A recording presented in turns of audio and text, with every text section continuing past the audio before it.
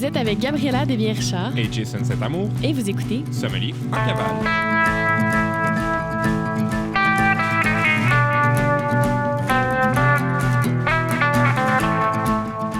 Bonjour tout le monde, on est content de vous recevoir pour un deuxième épisode de Sommelier en cavale. On fait une émission spéciale aujourd'hui pour la Journée de la femme. Donc, on reçoit Gabrielle Plastre, sommelière au restaurant Chez Victoire. Et elle va nous parler de plein de choses, mais aussi de ce que c'est d'être une femme dans le monde de la sommellerie. On trouvait ça important de souligner cette journée tout spéciale avec une sommelière aussi polyvalente que Gabrielle Plastre. Pour ce deuxième épisode, on tente de faire évoluer la formule de notre balado et l'on veut s'adresser tant aux néophytes qu'aux initiés du monde de la sommellerie avec 2 chroniques de vulgarisation et une entrevue où l'on se permet d'aller un peu plus en profondeur. Donc, au menu cette semaine, on débute en force avec la chronique « À la découverte de nos sens » de Jason. Et on poursuit avec ma chronique « Est-ce que je peux parler au sommelier ?» où je parlerai du Porto. Ensuite, on reçoit Gabrielle Plastre et nous conclurons le tout avec la chronique « Chin Chin ». Jason, je te laisse le micro pour un premier segment qui, si je comprends bien, impliquera la vue.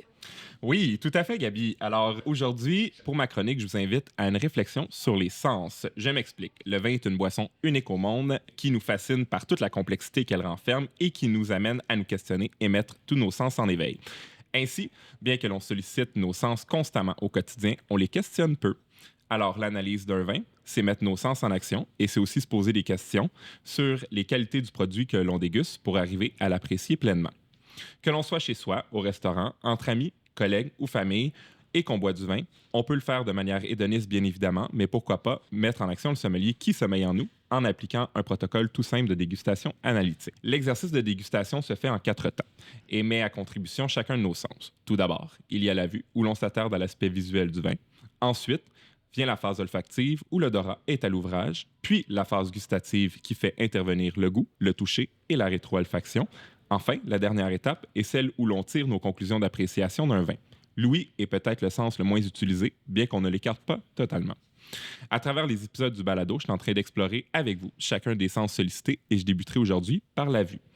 Un exercice qui fascine le grand public, mais qui peut être périlleux, est la dégustation à l'anonyme, soit le fait de déguster un vin sans en connaître la provenance, le cépage, le millésime ou la méthode d'élaboration. Quand on déguste un vin à l'anonyme, il faut se mettre dans la peau d'un enquêteur de police et chercher des indices à chaque étape. Alors, Colombo, on commence par quoi? Alors, devant cette scène de crime, on commence par la couleur d'abord. Rouge, blanc, rosé, orange, la couleur est le premier élément qualificatif d'un vin. Mais d'où vient-elle? Ce n'est pas la pulpe du raisin qui lui donne sa couleur, mais plutôt des micro-organismes que l'on trouve dans la pellicule du fruit. Pour les vins blancs, on appelle cela des flavones et pour les rouges, ce sont des anthocyanes. Élément découvert, cela veut donc dire que si ce n'est pas la chair du fruit qui lui donne sa couleur, mais sa peau, on peut donc faire du vin blanc avec des raisins noirs, comme c'est le cas des champagnes que l'on dit blanc de noir. Mais qu'est-ce qui explique dans ce cas-là la couleur des vins orange? Eh bien, pour donner la couleur au jus de raisin, que l'on appelle le mou, il faut laisser ce mou en contact avec la pellicule pendant une certaine période de temps, ce qui se fait lors de l'étape de macération. Pour les vins blancs, on presse rapidement le raisin sans en garder la peau, alors que pour le vin orange, on laisse macérer le mou avec la pellicule de raisin blanc qui lui donnera sa couleur. Ce n'est donc pas sorcier et c'est la méthode qui était utilisée pendant des siècles avant de comprendre l'origine de la couleur du vin. Pour chaque type de vin, on utilise plusieurs adjectifs communs pour décrire leur nuance de couleur. Pour un vin rouge, on peut parler de violet, de rubis, de grenat ou de tuilé. Pour un vin blanc, de reflet vert, de jaune paille, de doré ou d'ambré. Et pour un rosé, de gris, de violet, de rose et d'orange. Il faut savoir que la couleur évoluera dans le temps au fur et à mesure que la matière colorante se dégrade. En regardant bien la robe d'un vin, on tente aussi de qualifier sa limpidité, son intensité, la largeur du disque et d'autres détails apparents comme les fameuses larmes qui peuvent glisser le long des parois et l'aspect des bulles d'un vin effervescent. Chacun de ces aspects peuvent nous guider sur les cépages, la provenance géographique, le niveau d'alcool, l'âge, ainsi que les méthodes de vinification et d'élevage d'un vin. Ça peut être compliqué, mais tout ça s'apprend graduellement et avec de la pratique. Par exemple, on peut déduire qu'un vin pourrait être issu d'une vinification naturelle et qu'il n'ait été ni filtré ni collé en paraissant trouble dans le verre et en trouvant des dépôts de sédiments. Toutefois, il ne faut pas tomber dans le panneau car certains vins nous cachent des pièges comme le fameux Barolo élaboré avec du Nebbiolo qui est d'un rouge grenat très pâle dès sa jeunesse. Selon nos appréhensions, on peut penser que c'est un vin plus âgé ou encore qu'il soit très léger, ce qui peut s'avérer tout à fait faux. Il faut donc aller au bout du protocole d'analyse. En conclusion, si on sait que certains cépages ou vins d'appellation décèlent des typicités au nez et en bouche, on peut aussi arriver à tirer des conclusions sur leur aspect visuel. Trouver un vin à l'anonyme, ce n'est pas un tour de magie, c'est plutôt comme le jeu Guess Who, où chaque question que l'on se pose nous amène à éliminer des pistes et arriver à un choix de réponses potentielles de plus en plus restreint. Alors, avant d'humer un vin et de le goûter, ouvrez grand les yeux et admirez sa robe car elle peut cacher des secrets. C'est super intéressant. J'ai vraiment hâte d'entendre la suite. J'imagine qu'on parlera d'odorat. Oui, mais j'en dis pas plus. Gabi, je te laisse le prochain segment où tu parleras de Porto. Je vous invite à bien suivre cette chronique Est-ce que je peux parler au sommelier? Car nous pourrions parler de ce vin muté portugais avec notre invité Gabriel qui a remporté la compétition Master of Port. Donc, pour la chronique Est-ce que je peux parler au sommelier? Je vais vous expliquer en gros l'histoire du Porto, comme une petite mise en bouche à notre entrevue avec Gabriel.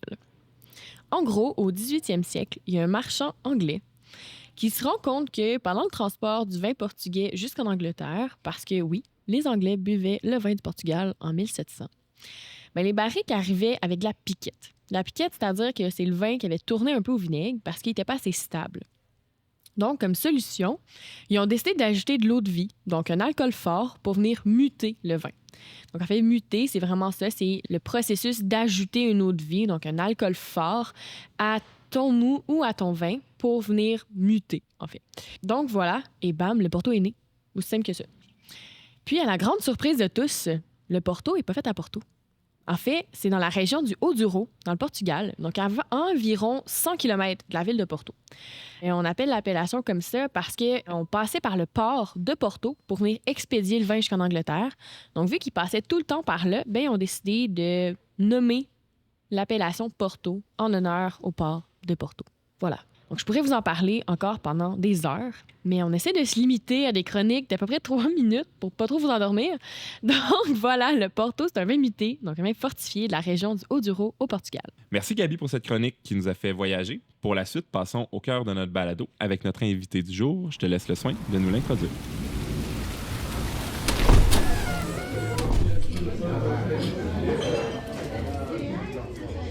Bonjour Gabriel! Bonjour Gabi! Merci d'avoir accepté notre invitation et d'être avec nous aujourd'hui. On est vraiment contents. Ça me fait vraiment plaisir de participer à ce balado. Donc, premièrement, si tu me permets, je vais faire une petite biographie un peu de ta carrière afin que les gens qui nous écoutent te connaissent davantage. Alors voilà, Gabriel a commencé ses études en sommellerie à l'ITHQ en 2013, dans le même programme que Jason et moi d'ailleurs. C'était la première cohorte. Oui, Ben en plus, non. la première cohorte FSR. Les tout petits cochons d'Inde sur lesquels on a essayé le programme. C'est la méthode, la cohorte expérimentale. Exactement. Donc voilà, par la suite, elle poursuit ses études et complète en 2014 son Wine and Spirit Education niveau 3 et en 2016 son niveau de certification du Court of Master Sommelier. Elle remporte en 2019 le titre de Master of Port et par le fait même est la toute première femme canadienne à remporter ce titre, donc félicitations. Merci beaucoup. Aujourd'hui, Gabrielle travaille comme sommelière en chef chez Victoire, qui est d'ailleurs l'endroit où on s'est connus. Elle anime également des ateliers SAQ et est chroniqueuse pour Nous Sommeliers. Bonjour Gabriel, c'est moi qui lance le bal aujourd'hui avec la première question. Maintenant que la courte biographie est faite, j'aimerais te demander, Gabriel, quel est l'élément déclencheur qui t'a poussé à faire une carrière en sommellerie? Donc, j'ai commencé en fait ma carrière en restauration. Au début, je pensais vouloir m'en aller plus en tourisme. Donc, cet été-là, de mes 18 ans, là, vraiment, j'ai cherché un emploi et il y avait l'Office de tourisme en Outaouais parce que je suis de la région de Gatineau, comme Véronique Rivet. Oui. Et je voulais appliquer pour devenir comme guide touristique. Je savais pas vraiment comment on faisait ça dans la vie. Et j'ai passé devant un restaurant qui, lui, en fait, était un restaurant gastronomique qui engageait une hôtesse. Mais je me suis dit, pourquoi pas? Tourisme, restauration, même affaire. Bon, pas tout à fait, mais donc j'ai commencé, en fait, tout simplement, ne sachant absolument pas dans quoi je m'embarquais. Je suis devenue, dans le fond, l'hôtesse d'un restaurant gastronomique en Outaouais qui s'appelait le Défunt, en fait, parce qu'il n'existe plus ce restaurant-là, le Tartuffe. Et j'ai travaillé là-bas et on m'a comme montré, en fait, les facettes de comment on accueille les clients, comment on prend soin des clients. C'était un tout petit restaurant, il y avait genre 15 tables.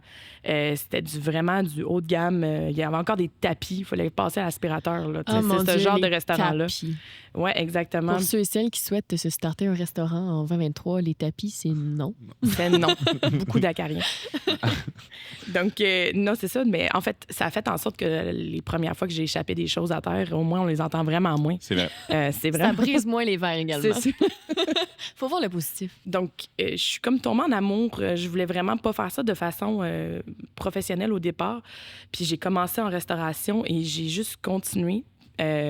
Puis un jour, je me suis dit, si je veux aller plus loin, je dois comprendre, en fait, tous les éléments de mon travail. J'étais bonne, j'étais passionnée par la bouffe, j'adorais cuisiner, mais j'avais besoin aussi de comprendre l'autre aspect qui était le vin. Donc, j'ai décidé d'aller faire mes études, dans le fond, et qu'il y avait un tout nouveau programme à l'ITHQ qui était affiché partout dans les métros à Montréal. Donc, je me suis dit, pourquoi pas, j'ai appliqué. Et j'ai été pris dans la première cohorte de FSR de cette façon-là. Puis mon parcours en vin a débuté. J'ai découvert les concours avec l'ITHQ, j'ai découvert les compétitions de sommellerie qui étaient vraiment comme quelque chose qui finalement venait m'allumer beaucoup plus. J'ai comme découvert le monde du vin à travers finalement un métier qui, à la base, était juste en attendant que je perce dans le théâtre. Donc, comme vous pouvez voir, j'ai vraiment réussi. Je suis une comédienne aguerrie. Ben, en même temps, tu as commencé dans un Bonne restaurant idée, qui hein? s'appelle le Tartuffe. Mais t'étais pas trop loin du théâtre non plus. Mais pour moi, c'était vraiment comme un spectacle tous les soirs. Tu sais, c'est une espèce de que tu sois de mauvaise humeur, que tu aies eu une mauvaise journée, on dirait que tu repars, puis c'est une espèce de... Tu mets ton masque de théâtre, justement, puis tu t'en vas faire une performance, puis... Prestation de service. Exactement. Quand les portes ouvrent, le rideau se lève et... Exact. Puis je pense que, tu sais, sans dire que c'est la même chose, là, je dis pas Ben, ça c'est du similaire tout, hein. quand même, d'une certaine façon. Il y a des similarités, effectivement. Ouais. Il y a des choses qui se rejoignent, que je pense que c'est pour ça que ça me parlait autant d'aller en restauration. Puis il y avait surtout une flexibilité à la base quand j'essayais de faire des auditions puis de continuer là-dedans. Donc, je pense qu'au début, c'était plus par facilité. Ouais. Donc, il y avait une facilité pour moi. Puis en plus, j'étais bonne, j'aimais ça. Je faisais un très bon salaire, donc c'est pas négligeable non plus. Non, là. c'est Je pense sûr. qu'on le sait tous que c'est un métier qui nous permet de vivre, en fait. Et quand on termine une formation en sommellerie, il y a de multiples voies professionnelles que l'on peut prendre, comme travailler en agence, en SAQ, en vignoble, faire de la consultation, de l'enseignement ou encore rester en restaurant, ce que tu as fait. Pourquoi toi, tu as choisi de miser sur la restauration dans la poursuite de ta carrière? Encore une fois, je pense que c'est parce que c'est ce que je connaissais. J'avais commencé, dans le fond, en restauration. J'étais allée chercher, en fait, un outil supplémentaire qui était ce cours de sommellerie qui... dans ma tête, allait m'ouvrir plus de portes, allait m'ouvrir, en fait, des possibilités de gérer des cartes des vins, de pouvoir former le personnel. J'ai toujours été intéressée par l'éducation. Donc, c'est pour ça que j'ai donné aussi des cours avec la SAC pendant la pandémie. J'en ai fait aussi avec l'entreprise Goulot. Donc, j'ai toujours trouvé ça fascinant avec les cavistes, dans le fond, qui était mon premier restaurant. Ben, en fait, pas tout à fait mon premier restaurant après, mais mon restaurant avec qui je suis restée pendant 4 ans et demi. Je donnais des ateliers grand public. Donc, vraiment, des petits ateliers de fin de semaine. Les gens venaient avant le service. Et, on faisait des accords mes vins. On leur apprenait sur une région en particulier. Donc, j'aimais vraiment ça. Au début, je me préparais comme si j'allais former les sommeliers de compétition. Éventuellement, j'ai compris que c'était genre... On s'ajuste. C'était ça. C'était mon oncle Roger puis Ginette qui s'en venaient faire un cours pour se divertir la fin de semaine. Donc, j'ai comme... Adapté. un petit peu adapté mon vocabulaire. Mais j'ai toujours adoré. Je fais des conférences pour One of Argentina, pour justement avec le Master of Wine, ça m'a amené aussi à faire des conférences. Et j'adore le côté éducatif. Je l'écarte pas du tout, en fait. J'aimerais ça probablement revenir. Pour moi, je vois pas ça comme j'ai fait un choix, je m'en vais en sommellerie de restauration. Je vois ça comme un tout, dans le fond. Tout est complémentaire. Exactement. Puis éventuellement, j'imagine que je vais finir ma carrière, en fait, en faisant de l'éducation. C'est vraiment quelque chose, on le sait tous, la sommellerie de plancher, c'est quelque chose qui est quand même aussi très demandant au niveau du corps, physiquement. Et moi, je me remets dans le fond d'une opération à l'épaule. Donc, c'est vraiment quelque chose que éventuellement on a une réalisation que ça prend beaucoup plus sur notre corps puis sur notre mental aussi, là, les heures. Ben, puis t'es en congé quand tout le monde travaille, puis tu travailles quand tout le monde est en congé. Donc, c'est sûr qu'à un moment donné, ton sac social veut pas... on vieillit, C'est ça. T'as on envie est de moins, passer une c'est fin de ça. semaine avec ton chum. C'est ça, exactement. On est moins dans le côté c'est le fun, c'est hip, je travaille de soir, il y a comme le night scene, tout ça, mais à un moment donné, t'es comme moi, j'aimerais ça passer du temps avec mon chien et mon chum. Puis quand on évolue, on a de plus en plus de responsabilités. On a la gestion d'une cave, Ouais, l'élaboration c'est d'une ça. carte Puis des la gestion vins. souvent des employés aussi Exactement. qui vient avec, Ouais, donc ouais. la gestion d'autres personnalités. Mhm. Donc, ça fait aussi en sorte que, moi, je vois ça comme, encore une fois, comme une évolution. Les agents, je ne l'ai jamais considéré. J'ai toujours eu un petit côté de moi qui avait l'impression que c'était très vente à la commission, vente de char. Puis j'ai comme... Ça t'attirait pas? Ça m'attirait moins. Puis j'ai eu une discussion, genre, la semaine passée, c'est quand même très drôle, avec une amie agente qui m'a dit, justement, tu serais tellement bonne agente, t'es bien organisée, ça t'irait bien, tout ça. Puis j'ai comme un peu démystifié, finalement, le travail d'agent avec elle. Puis pourquoi pas? Éventuellement, peut-être que j'essaierai le travail d'agent, justement, pour faire la boucle complète.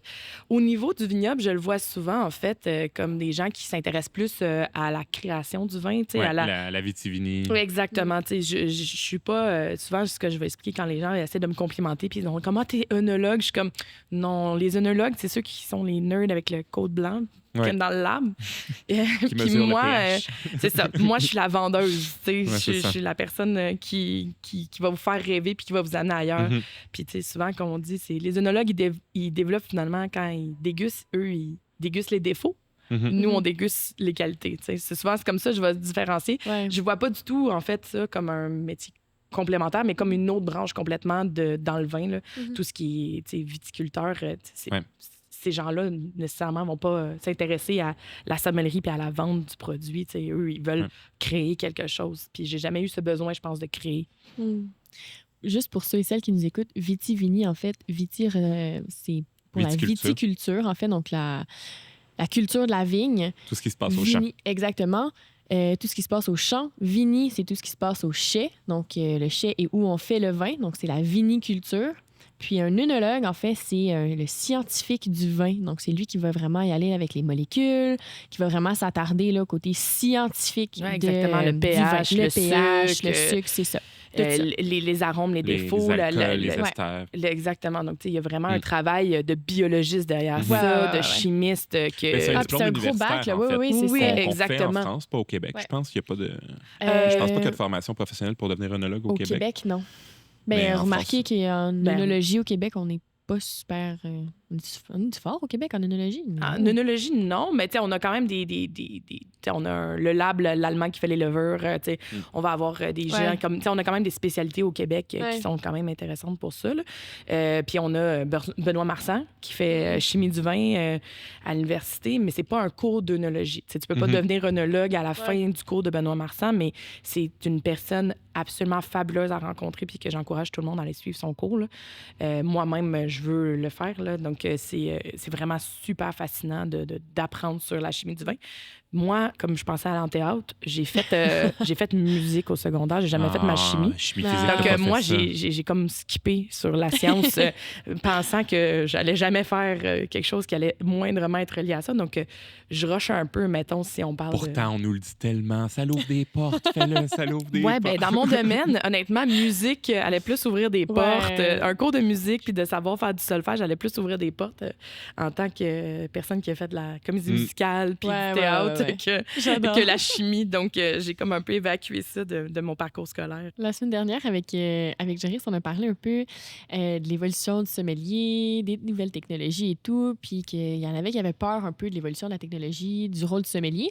Puis il nous a dit que lui, il pensait vraiment que le sommelier se retrouve dans la carte des vins, puis que si tu veux avoir une touche humaine, si tu veux avoir une touche un peu personnalité dans ta carte, faut que tu aies un humain derrière cette carte-là. Donc, toi, comment est-ce qu'on peut voir Gabriel Plastre dans la carte des vins chez Victoire? Ah, c'est une bonne question, en fait. Je pense que c'est mon amour des vins autres pays. On a une prédominance, puis depuis toujours, chez Victoire, ça reste un bistrot français, donc qui s'affiche comme un bistrot français. Mais depuis que je suis arrivée, je pense que la section autres pays ne fait que grandir.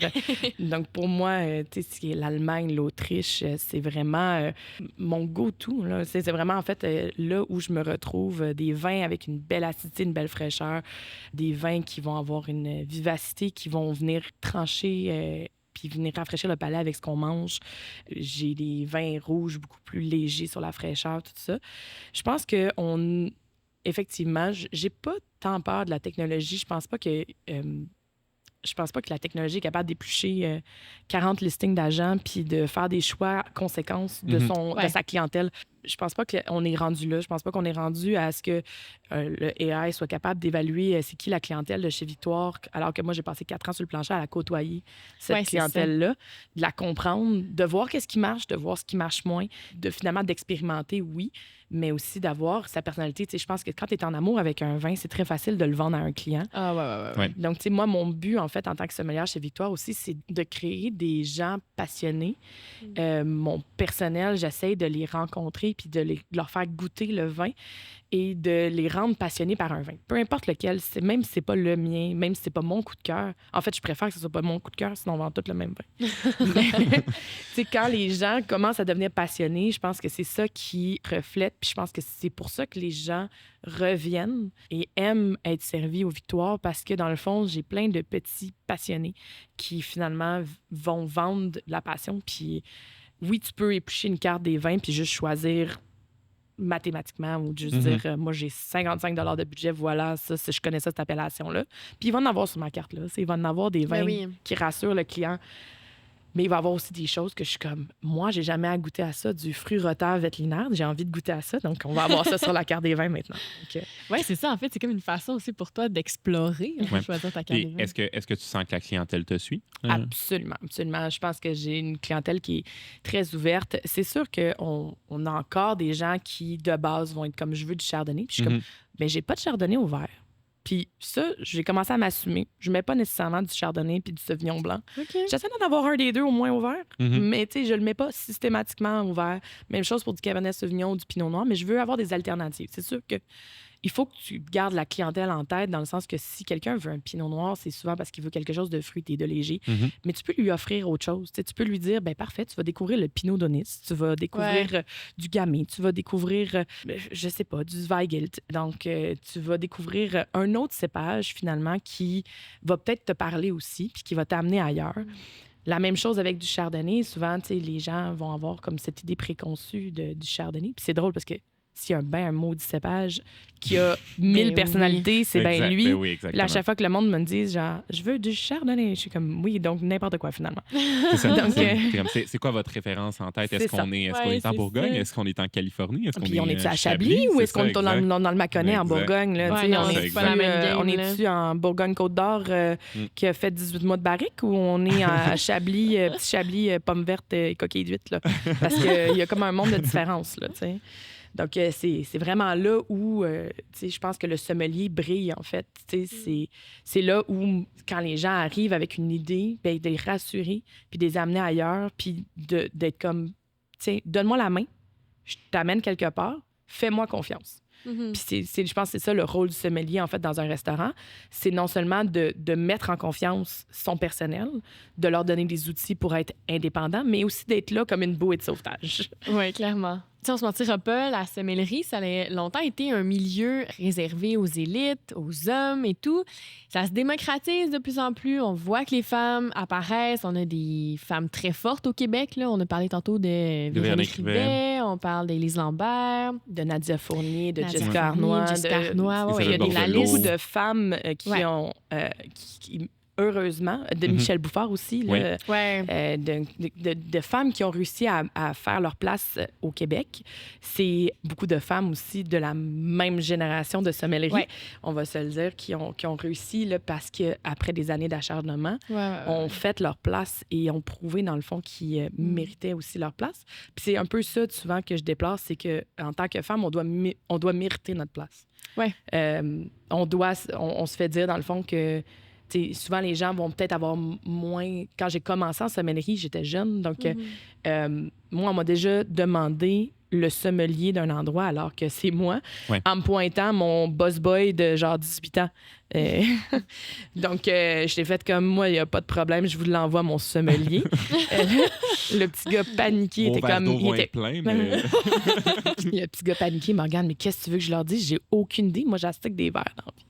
J'ai dit, ben c'est pas grave. J'ai dit, tu vas leur pointer le vin que tu as envie, le plus cher à sa carte.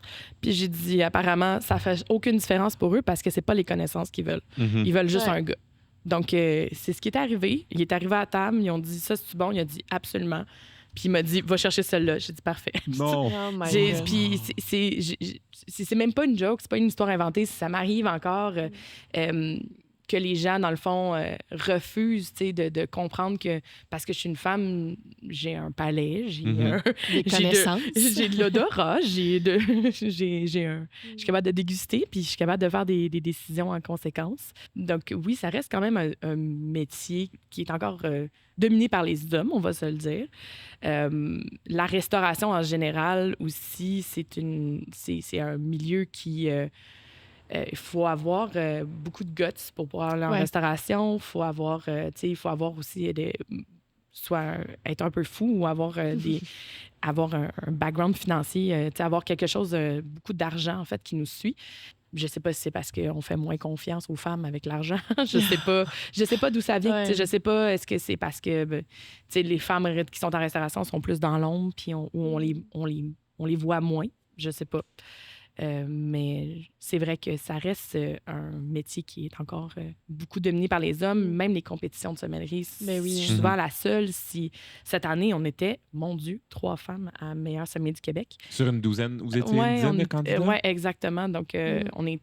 Mais c'est peut-être aussi parce que... on est élevé aussi à souvent les filles à être, je sais pas, là, puis je veux pas généraliser, là, honnêtement, c'est vraiment des généralisations, mais souvent à être parfaite. Il faut que tu sois faut que tu sois parfaite, il faut que tu souris, il faut que tu sois bonne, il faut que tu sois intelligente, il faut que tu sois posée, il faut pas que tu aies trop de personnalité, mais il faut que tu en aies une quand même. Mm-hmm. Donc, cette espèce de côté-là de compétition, ça t'amène à nu, en fait. Ça t'amène à un côté très Exposer cru. les défauts aussi. Exactement, ça t'expose tes défauts, mais ça te met d'en face devant un spectateur. Ouais. Donc, c'est quand même difficile, des fois, de se mettre dans cette position-là. Ouais. Je sais pas si c'est parce que la plupart des femmes, justement, veulent pas être vues comme... Déjà, comme il faut qu'on travaille fort pour être en position de sommellerie. Puis là, en plus, si tu t'en vas dans un concours puis tu te plantes, c'est comme plus difficile, peut-être, de te relever de ça, ou c'est juste la personnalité, justement, des femmes, là, tu sais, que c'est peut-être plus... On prend tout plus à cœur. Ouais. Alors qu'un gars est capable de peut-être juste se dire « Hey, la prochaine fois, c'est correct. » Mm-hmm. Mais il y avait des études aussi qui prouvaient que, par exemple, dans une job description, dans une description d'emploi, s'il y a 10 points, un homme va remplir 9 compétences sur 10, puis 7 compétences sur 10, par exemple, puis il va dire « Hey, c'est parfait, j'ai 70 %, j'applique. » Une femme va remplir 9 compétences sur 10, puis va faire « Ah, il m'en manque une, j'appliquerai pas. » Exact. Puis ça, c'est des études qui ont été prouvées. Puis je pense que ça, c'est rendu là, c'est très intrinsèque comme réflexion. Mais je pense que ça se reflète aussi dans les compétitions parce qu'on est comme, ah mon Dieu, on a un peu le sentiment d'imposteur. On est comme, Exact. est-ce qu'on a, j'ai-tu assez de compétences, j'ai-tu assez de connaissances? Mon Dieu, je pense que j'ai pas ma place. Puis on n'ose pas aller. Puis quand on est trop compétitif, ben on se fait dire genre... Ouais. souris, puis sois belle, puis pourquoi t'es pas contente? Mais t'es comme, c'est une compétition, tu le dirais ça à un gars. C'est ça, exactement. Inversement, un gars se ferait dire probablement vas-y, wow, fonce. mon Dieu, hey, il est émotif, mon Dieu, ça lui tenait à cœur. Wow, mon Dieu, il s'est pratiqué fort, il a pas réussi, c'est pas grave, il se relève-toi. Puis nous, on est là, puis c'est comme, ben voyons, pourquoi t'es émotif? Prends sur toi, là. Prends sur toi. Tu sais, garde ta face. Voyons, c'est comme... Oui, ben, mais oui, je pense qu'il y a encore, on travaille encore beaucoup sur le double standard dans toutes sortes de domaines. Mm-hmm. Puis il existe des doubles standards aussi au niveau de la sommellerie que les gens, si je pogne les nerfs, ben c'est certainement parce que j'ai un utérus là, c'est parce que je suis dans ma c'est parce que je suis dans ma semaine ou parce que genre ça peut pas juste être parce que j'ai pogné les nerfs parce que tu le méritais, peut-être que je pogne les nerfs contre toi. Tu sais, ça peut jamais être ça. Donc, tu sais, je pense qu'il y a toujours ce côté-là sur lequel j'invite les gens à réfléchir. J'invite les gens à se poser la question, est-ce que je fais ça avec ma sœur? Est-ce que je fais ça avec ma mère? Est-ce que je fais ça avec mes amis filles? Est-ce que je fais ça avec mes collègues de filles? Tu sais, de mettre cette pression-là, finalement, d'être différemment. Est-ce que si une fille n'est pas maquillée, est-ce que tu demanderais la même chose à ton collègue de gars? Tu sais, d'être maquillé, d'être peigné, d'être rasé. Si tu as ces standards-là pour tes collègues masculins, ben tu devrais avoir ces standards-là pour tes collègues féminines. C'est correct. Mais tu sais, quand il y a une double standard, ça peut être vraiment plus difficile, finalement, de réussir, puis ça devient pesant, finalement. Oui, ouais, définitivement. Est-ce que tu sais, tantôt, tu parlais que ta réticence était plus du côté de tes clients. Est-ce que tu sens qu'il y a cette résistance-là dans tes collègues masculins parfois? Ah oui, définitivement. Je pense que je vais y aller à large, là. Tu sais, juste si on applique sur un emploi ou des trucs comme ça, je pense qu'il y a comme une justification supplémentaire à avoir. J'ai l'impression qu'on est tout le temps en train de se prouver, de montrer qu'on est meilleur, mais avec toujours en étant humble. C'est tout le temps en étant posé. Donc, je pense que définitivement, il y a aussi intrinsèquement à l'intérieur de la restauration, il y a cette vision-là quand même aussi de la sommellerie qui est très masculine. Puis, ça se peut aussi que ça soit juste, t'es pas invité à un club de dégustation parce que ils s'entendent juste bien entre eux, puis c'est juste des boys, puis c'est tant mieux. Mais tu sais, ça se peut aussi que tu prennes pas le temps finalement de considérer des femmes. Puis là, ça finit par devenir comme pourquoi... Tu sais, puis là, c'est là où tu sais plus où t'en tenir, tu sais, que ce soit entre collègues, tout ça. Je pense que, tu sais, j'avais l'impression qu'il fallait que je fonce comme à 1000% dans la sommellerie, puis que je me démarque justement en faisant ces compétitions-là, tout ça, pour pouvoir obtenir ma place. C'est ça, on peut pas juste être ordinaire. Il faut qu'on soit extraordinaire. Sinon, on est comme, on se fait un peu mettre de côté, genre. Oui, puis quand tu réussis pas, ben, tu sais, on dirait que c'est comme un échec. C'est ça, plus dur. Plus rough. Puis on pense que tous ces biais-là, tous ces dynamiques-là, c'est une question de génération. Puis nous, les jeunes, on le vit pas. C'est différent. Mais maintenant, on l'observe au quotidien, même ici. Puis j'ose espérer que ça va être différent. J'ose espérer que toi, tu sais, justement, que tu sois ouvert à avoir cette discussion-là, puis que tu le vois, ça, cette différence-là. De te dire, ben je vais agir différemment. Tu sais, moi, je vais essayer au quotidien mettre des bases qui vont être différentes puis qui vont être plus positives, finalement, puis plus accueillantes. Oui, c'est bon, ça, plus accueillant. Plus accueillantes dans des domaines qui, justement, c'est comme un peu austère, finalement, pour quand tu es une femme. Tu as un peu l'impression d'être tenu sur un autre standard, finalement. Ouais. Ben, je pense que quand on se questionne pas sur ce sujet-là, ben en fait, c'est qu'on fait pas partie de la solution. À quelque part, si on prend pas le temps de se mettre sur pause une seconde puis dire est-ce qu'il y a des dynamiques, est-ce qu'il y a des patterns autour de moi qui sont malsains, qui favorisent pas la place de mes collègues femmes, ou est-ce que j'ai des collègues femmes autour de moi, ben là, il est là le problème. Prends une pause, aie une réflexion avec toi-même, puis vois comment tu peux faire partie de la solution. Puis même, je fais un shout-out à mes collègues sommelières, de croire en nous, de croire en nos compétences. Souvent, les femmes sommelières vont finir dans des postes d'assistants sommeliers. Dans le fond, on va comme stagner à être le bras droit de quelqu'un. Mais si tu es capable d'organiser toute la vie de quelqu'un d'autre, je pense que tu es capable de le faire. D'être le spotlight, d'être le chef sommelier quelque part. Puis shout-out aussi à tous les patrons puis à toutes les patronnes qui sont capables aussi de se dire moi, je crois en toi, puis je vais te mettre de l'avant, puis je vais faire de toi une chef sommelière. Je vais faire de toi quelqu'un qui va pouvoir s'accomplir, finalement, au niveau de sa carrière. Oui. C'est vraiment beau. J'aime ça.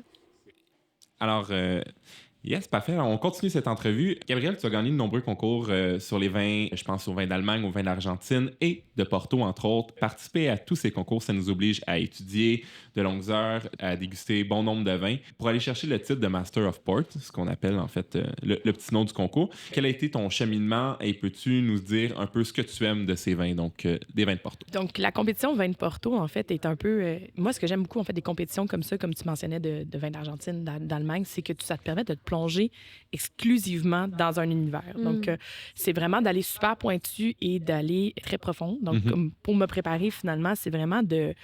J'ai toujours été très bonne à étudier. Je me fais beaucoup de fiches. J'utilise un système là, de fiches sur l'ordinateur. Quizlet. Non, en fait, moi, j'utilise Anki. Donc, j'aime beaucoup étudier en profondeur un sujet. Je pense que ça me permet... C'est là où j'excelle le plus. C'est là, tu sais, meilleur sommet du Québec, je le fais. Et je trouve ça très difficile. Je trouve ça très difficile parce que c'est vraiment... Généraliste. C'est tout. Ouais. Ah ouais, c'est ça. tout. Puis là, toi, tu as décidé que tu étudiais vraiment beaucoup l'Australie, puis finalement, il n'y a aucune question sur l'Australie. Puis tu es comme... c'est difficile. C'est difficile à gérer. Pour moi, c'est beaucoup... c'est beaucoup... ça rentre dans ta tête. Ouais. Donc, ces concours-là, justement, comme Master of Port, ce qui était vraiment fascinant, c'était si tu réussis à te classer, les quarts de finale, dans le fond, se passaient au Portugal.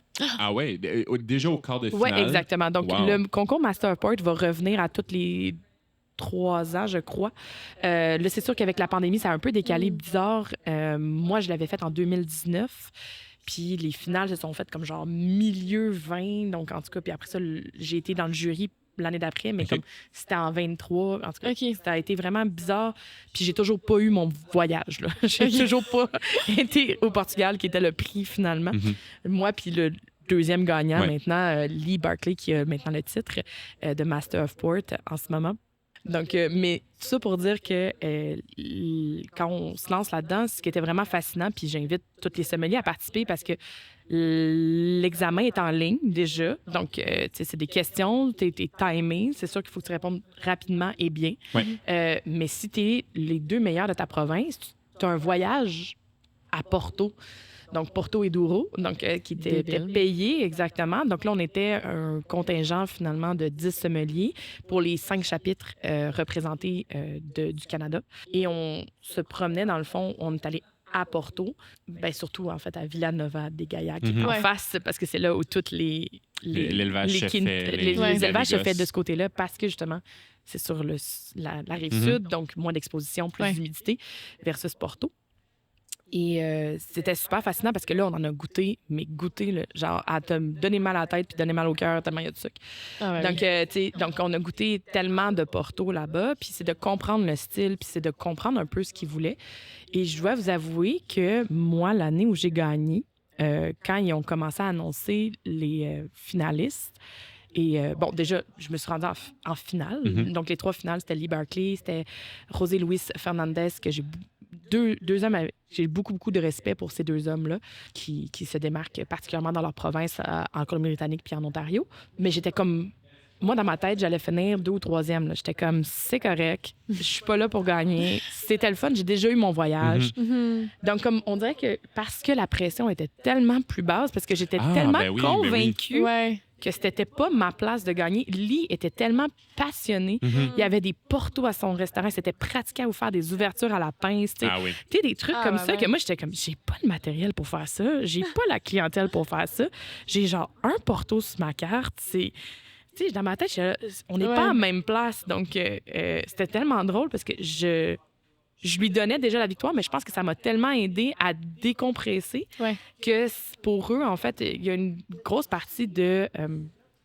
quand tu es stressé, d'oublier des réponses que tu sais. Ouais. Alors que quand tu n'as pas cette pression-là ou quand tu es comme, honnêtement, ça me dérange pas tant si je le gagne pas, ben, tu sais, si tu le penses réellement, là, pas genre, t'essayes de te le dire, là, mais si tu le penses réellement, comme la pression tombait, puis j'ai performé vraiment, ben, j'imagine, assez bien pour pouvoir le rapporter. C'est Donc, une on ose compétition où espérer. ton niveau de stress était le plus bas, mais où ça a été exact. le plus payant au final. Où ça a été vraiment le plus payant. Donc, tu sais, je pense que ça a été... ben, c'est ça.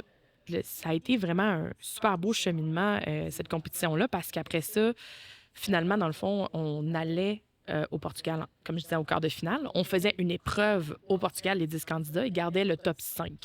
Donc, le top 5, après ça, allait faire une demi-finale au Canada, qui était à Montréal cette année-là, donc mon turf. donc, moi, je dormais chez nous. Tout le monde était dans ses affaires, tu sais, comme devait... Moi, je retournais chez nous en taxi le soir, puis je dormais dans mon lit avec mon chum. Là, c'était pas... Il y avait comme vraiment pas de stress associé à ça. On dirait, je connaissais le THQ, je connaissais le matériel, je connaissais les salles. Chez vous. Ouais, J'étais chez nous, là, tu sais, j'étais comme...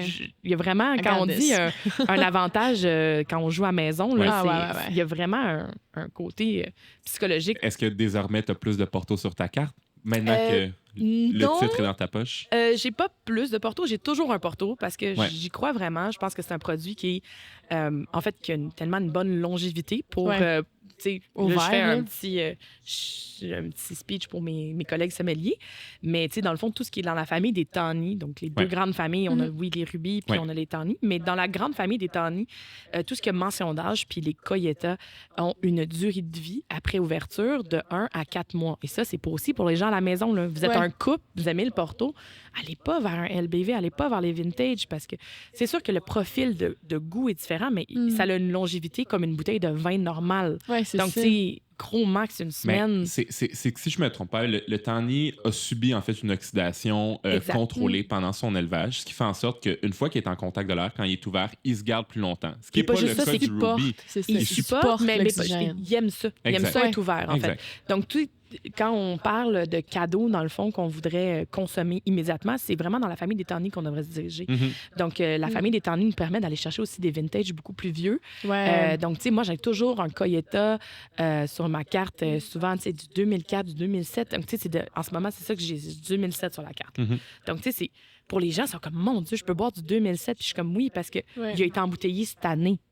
Puis c'est ça l'important, dans le fond, les Coyeta, c'est d'aller vérifier, ou en fait, toutes les Tawny, c'est d'aller vérifier quand est-ce qu'il a été embouteillé. Ouais. Bon, avec le système de la SAC, on s'entend, si ça vient d'arriver à la SAC, ça vient d'être embouteillé, puis ça vient d'être shippé au Québec. Ouais. Donc, pas trop de stress avec ça. Tout ce qui est dans la famille des Tawny, on le garde pas 20 ans pour l'ouvrir dans notre 20 ans de mariage. Ça, c'est les vintage. Ça, c'est les LBV. Ouais. Les Ouais. LBV, les vintage, tu sais, on offre ça en cadeau de mariage. Tu dis ça, tu ouvres ça pour vos 15 ans de mariage, vous ouvrirez cette bouteille-là. Faites-la vieillir Ouais. chez vous. Puis c'est un beau cadeau à offrir pour dans le futur. Mais c'est c'est pas super un cadeau Ouais. c'est pas quelque chose qu'on boit maintenant. Là. C'est des vins qui, comme ma belle-mère a haï ça, que j'ai dit ça, mais des rouges qui tachent. Là. Tu sais, c'est, Ah oui, oui, oui. Ça, c'est dense, c'est pas Ben, il y a fait une pour être bu en concentration jeunesse. de la couleur, une concentration des tanins, Mais c'est ça, des c'est pas fait pour être arômes bu en dans un jeunesse, Ruby, c'est fait. exactement. C'est fait pour être bu dans 5 à 15 ans. Tu sais. Mhm. Puis des vintage, tu peux même coucher ça, là, 50 ans. Là, tu sais, tu peux te faire une cave pour ton enfant. Ah ouais, hein. Tu sais, donc ça, c'est des produits comme... Mais tu sais, comme... Ou ça Ouais, va ouais, nous ouais. dans 50 ans. Non, mais ça, mais tu sais, pour les enfants, tu sais, t'as un neveu, t'as une nièce, tu vas offrir des cadeaux, c'est un vintage que tu couches. Tu couches pas un Coyeta. Un Coyeta, ça va être embouteillé pour être bu maintenant.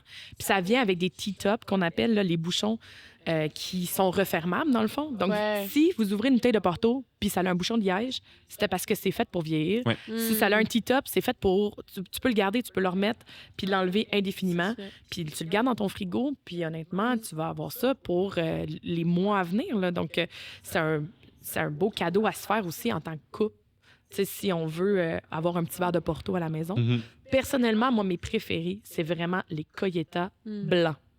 Oh! Donc, les Porto blancs, c'est vraiment plus difficile à avoir au Québec en ce moment. Mais les Porto blancs ont une acidité due au type de raisin qui est utilisé, qui est finalement des raisins blancs. La grosse différence, c'est faire des Porto avec des raisins blancs versus raisins rouges. Puis les Porto blancs, je trouve qu'il y a une acidité puis une fraîcheur, en fait, qui parfois tend à manquer dans certains Porto qu'on va retrouver. Donc, moi, personnellement, les Coyeta blancs, je les ai découverts quand j'étais là-bas, justement, au Portugal. Puis je suis tombée en amour avec ce style-là. Donc, c'est juste ça. Pour moi, c'est vraiment Coyeta blanc, c'est les meilleurs. Sinon, j'achète beaucoup les Coyeta d'un millésime en particulier après ça. Ça permet de découvrir un style. Puis il faut bien comprendre aussi, quand on achète un Tawny 10 ans, 20 ans, c'est pas une moyenne d'âge, c'est pas le plus jeune, c'est pas le plus vieux, c'est vraiment un style. Ouais. Donc, si vous découvrez que vous aimez les Tawny 20 ans, ben allez-y avec ce style-là, peu importe c'est quoi la maison, mais c'est des styles qui sont, après ça, qui sont évalués par l'IVDP, qui est l'Institut des vins du Douro et Porto. Là, je m'excuse, j'arrête pas de dire IVDP comme si... Mais l'Institut des vins de Douro et Porto, c'est ça le petit papier blanc, en fait, que chaque bouteille de Porto a sur le top, là, qui fait chier quand on essaie d'ouvrir la bouteille. Donc, C'est ça, important. mais ça, c'est important. C'est leur sceau de garantie, comme quoi le vin a été approuvé puis a été testé à l'aveugle. À l'époque, je pense qu'il y a une génération, tu sais, nous, on pense à nos parents un peu, qui buvaient beaucoup plus de Porto, qui avait plus de tendance à boire des vins liquoreux, des vins fortifiés. Je trouve que notre génération, on est moins attirée vers cette catégorie de vins-là. Tu penses-tu que ça va reprendre? Tu penses-tu qu'il y a une place pour... Moi, je pense qu'il y a des cycles. Il y a des cycles, en fait, en sommellerie, on le voit, là, il y a des gros cycles aux 10-15 ans où il y a des modes, finalement, qui reviennent.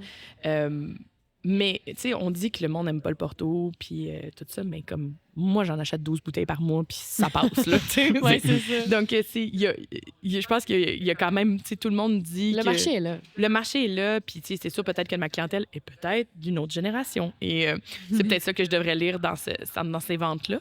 Mais aussi, je pense que ça vient aussi du fait de la suggestion, en fait, Ouais. et de l'explication Ouais. qui est derrière. J'ai aussi du madère sur ma carte. J'ai aussi des sauternes. Tu sais, dans les vins liquoreux, tu sais, qui tiennent bien aussi. Mhm. Tu sais, j'ai du Rive-Salte en Solera. J'ai des choses comme ça qui... Tu sais, il faut trouver le marché, mais aussi, il faut que les gens comprennent c'est quoi finalement le produit. Donc, les pairings aident beaucoup avec ça. Donc, je veux dire, les accords mes vins. Donc, quand on fait des accords mes vins, puis qu'on va expliquer, dans le fond, l'objectif derrière ça. Donc, ça peut vraiment aider, justement, à faire découvrir des produits comme le Porto et de faire redécouvrir. Parce que tout le monde a un oncle qui amène ça, puis amène sa bouteille de Porto cheap à Noël. Autour du feu avec un petit C'est chocolat. ça. Exactement. Donc là, on a toute cette idée préconçue de ça. Mhm. Puis, ben, on a des Portos super haut de gamme, justement, comme les Coyeta, comme les vintage, qui sont peut-être sous-exploités et on gagnerait justement à redécouvrir en tant que sommelier. Je vais vous avouer, là, moi aussi, là, comme un demi-verre, c'est bien en masse pour mon repas. Là. J'ai pas, je fais pas des pairings complets, bien que l'Institut des vins du Douro et Porto veulent que vous fassiez les accords de l'entrée jusqu'au dessert avec des Portos. Sauternes veut la même chose. Oui, exactement. Champagne veut la J'y même crois, chose, j'y hein. crois beaucoup moins. Ah oui. Faut vraiment avoir un palais sucré pour pouvoir c'est clair. tu sais, puis vraiment jouer sur les arômes.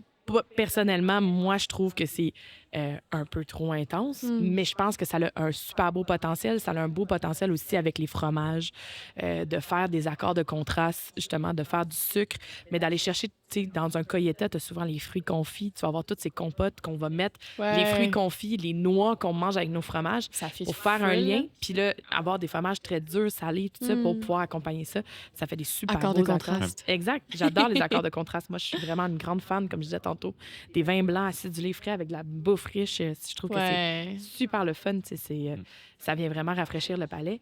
Puis dans ce cas-ci, ben, ça fait vraiment amener une autre dimension, finalement, à ton plateau fromage. C'est comme, finalement, de boire ta confiture. Tu sais. Au lieu de l'avoir dans ton assiette, ta confiture, tu l'as dans ton verre. Tu sais, puis c'est super intéressant d'aller jouer sur ces aspects-là. Donc, moi, je pense définitivement qu'il y a des modes, il y a des cycles, ça revient.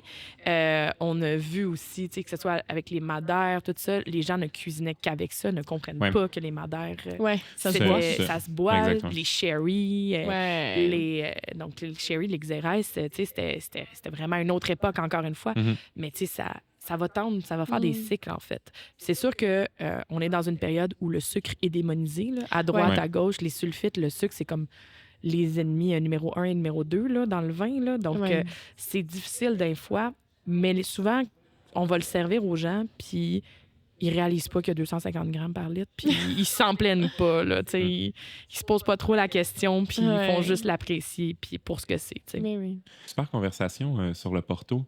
Oui. Gab, c'est ce que tu nous amènes ailleurs? Ben oui, en fait, pour finir, parce qu'on a posé nos questions, Gabrielle Plastre, c'est quoi tes projets? On te voit où dans le futur? Où on me voit? Ben, j'espère encore en service pour longtemps. J'aime ce que je fais. Je pense que j'ai la piqûre. Tant et aussi longtemps que j'aime encore ce que je fais, je vais être sur un plancher. Un plancher près de chez vous. Je me dis peut-être réessayer pour meilleur sommelier du Québec est encore dans le giron. J'ai trouvé ça dur la dernière compétition. Je l'ai trouvé, je pense qu'elle est venue m'affecter plus que d'autres, mais peut-être réessayer. Peut-être donner une dernière chance à Meilleur Sommet du Québec. Continuer à faire des conférences, c'est sûr. J'adore ça.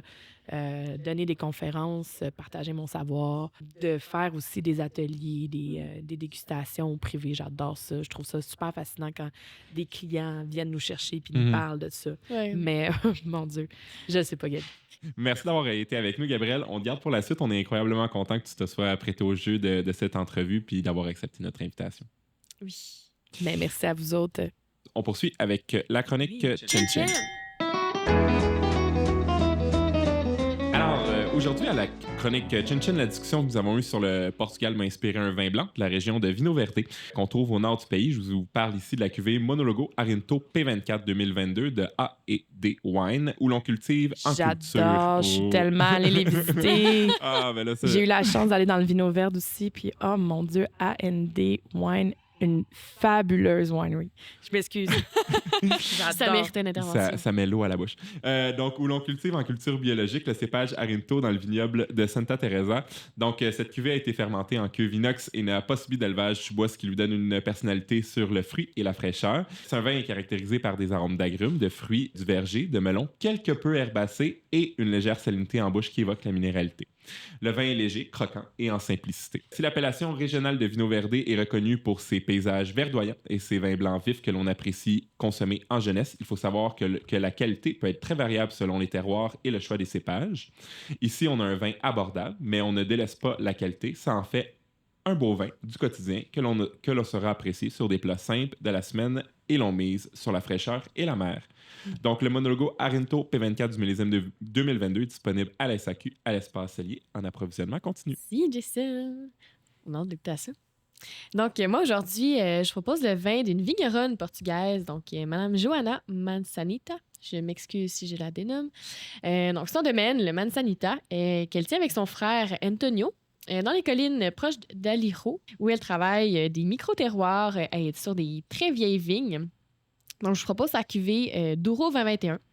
On est sur une majorité de Touriga nationale, puis complétée à part égale de Vinas Velhas et de Susao.